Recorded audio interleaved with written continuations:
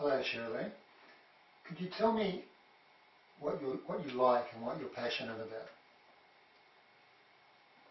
I really, really love hiking in the mountains. Mm-hmm. And what specifically about hiking in the mountains do you enjoy? Just every time I get into the forest or the bush and the trees are around me and I can smell the clear, fresh air, the solidness of the trees are just so calming. And I just relax and let the stresses disappear from me. And the longer I'm up there with the strength of the mountains and climbing and using my body, I just feel clear, have clarity of thought, and I just feel so happy. And what are you feeling at the time? Do you feel like that you're on top of the world when you're up there? Well, I feel like I can conquer anything, climb every mountain. That's wonderful. And so, what is your problem that you came here today for? Or with? Well, I'm not feeling very confident that I'll be able to pass my exams successfully for my nutrition course, and I don't feel confident either that I'll be a really successful practitioner at the end of it. So it's the main problem that you feel that you won't be successful as a practitioner. Is there a reason why you wouldn't be successful? Just don't know that I'll be able to remember everything and get through all the study. Okay, so it's about remembering all the information that you need to become a successful. Okay, well, that's wonderful, Shirley. If you could just please just leave the room for a moment, and we're going to come up with some sort of metaphor that may help you. That will help you.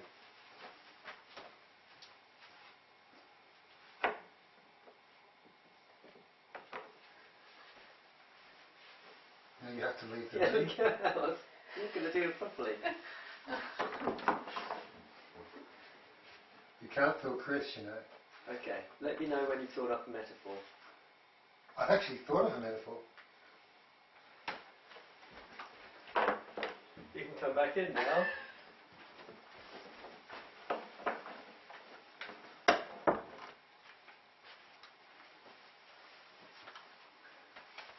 Thank you, Shirley. I'm sorry we took so long. We were discussing what you told us before, and I was just saying to James, it reminded me of a story of a friend of mine. And his brother actually used to love hiking in the mountains, just like you do. And I remember him particularly talking about one day when he went into the mountains, and he actually, he just loved the fresh air like you, and he just was walking up the mountains and just feeling the fresh air and looking at the sights. Every now he'd get to a certain height and he'd look back and he'd see the sights, and it just reminded him that he's getting higher and higher into the mountains, into that fresh air. And the further we went up, the fresher the air, the greater the sights and the smells. You know, did you experience the wildflowers and the trees and the greenness? And then when you get up into the alpine areas, it takes a different smell, the coldness and the crispness of the air. And anyway, he got to the top of the mountain, and as he got to the top, he looked over and he saw that there's many mountains, not just this one. He saw that, and there were some higher and there were some lower. But what you could also see is the clouds moving in really quickly. And that's something I'm sure that you're aware of as a mountaineer, that you always have to be prepared. And he knew, because he'd hiked before many, many times, he knew to carry with him a backpack with all the gear in it, with his raincoat, with his weather gear, with everything he needed to keep warm, because that cloud came in really quickly, and with it brought a lot of rain. And he actually had a list before he took off. Because of the experience that he'd had, he had a list that he'd wrote down, and he would tick it off. He was quite anal about it, that he would have this, have a raincoat, he would have food, and he was actually, it was funny because he was into nutrition as well, and he packed very, very nutritious food. And so he set up his little tent, and he was prepared. He had his wet weather gear on, and even though it was raining and it was cold, he felt okay. He thought, you know, I can do anything up here. This is the feelings that, and the overwhelming sensation that he could just accomplish anything. So he sat down, and he even had one of these little Bunsen burner things, you know, the ones with a can, and he put it down, and he got out his soup, and it was like probably something you would bring along.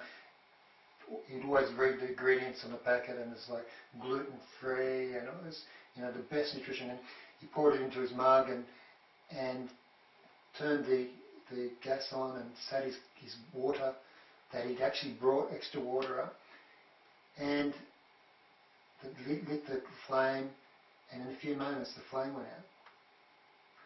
And he went, oh no. He realised he forgot to bring a new canister of gas. So he said to himself, you know, he remembered back in the time when he first started out camping and first started out hiking, and he was in a similar situation. But at that time, he forgot to bring the whole stove. At least this time, he brought the Bunsen burner. And for him, it just, you know, he sat there drinking his cold cup of soup and thinking of that time when he felt it's okay. You know, it's okay to forget, because there's always another mountain to climb. There's always another experience. And the next experience is going to be different. And yeah, maybe you'll forget something, but the experience itself is so overwhelming. It's just not about forgetting, because then maybe there's always going to be something new, because you're getting new experiences, new mountains, and they never end. There are so many mountains to climb. Everyone has a unique challenge. So he sat there and he really enjoyed that cold cup of soup. And he knew, and he wrote down on his list that next time, bring an extra canister. There you go. Thank you. So guys, how much time did I? How did I go? 5 minutes. Spot on. Okay, do you want to go first, or shall I go first? You can go first. Okay, I thought that was very good.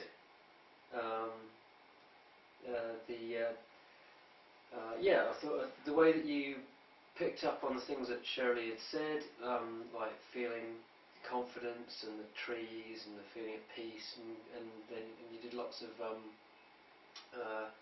sensory stuff, like, you know, getting the smells and then getting into the cooler. And it really takes you there. I thought that was very good to sort of stop thinking about what's he trying to get me to think and get me to just come along for the metaphorical journey. I thought that was really good. Waving the pen, that was a slight distraction. You tucked it away, so that was good. Towards the second half, I felt like it was more easy to figure out what you're saying and how it relates to the problem directly, which I think could potentially lose the power of it, because you're then thinking about it as opposed to it's going in, but you don't really know why. But all in all, yeah, I thought it was, you know, the way that you picked up on the stuff, you made a really good journey of it. But also, I could really see that you were really very deliberately trying to give Shirley exactly what she needed. The aha moment that you wanted to lead her towards. I thought, you know, it really came from, you know, the right place. So, good job. Thanks, James.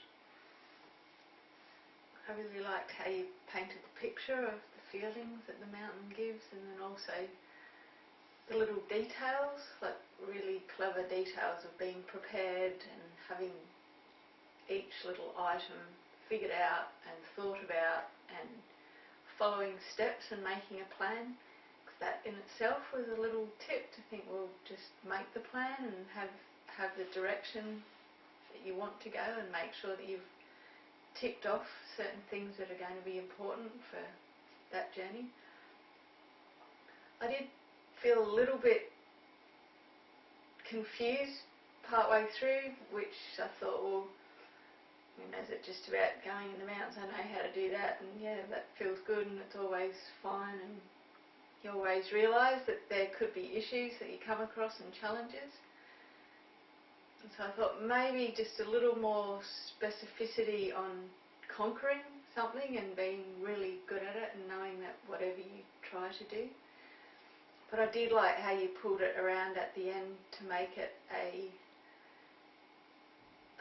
solving of problems where no matter whether there is that challenge that comes up, and there always will be, that's okay, and to just enjoy the journey anyway, not to put too much store on having everything perfect and trying to remember everything. So that was a good analogy how that rounded out.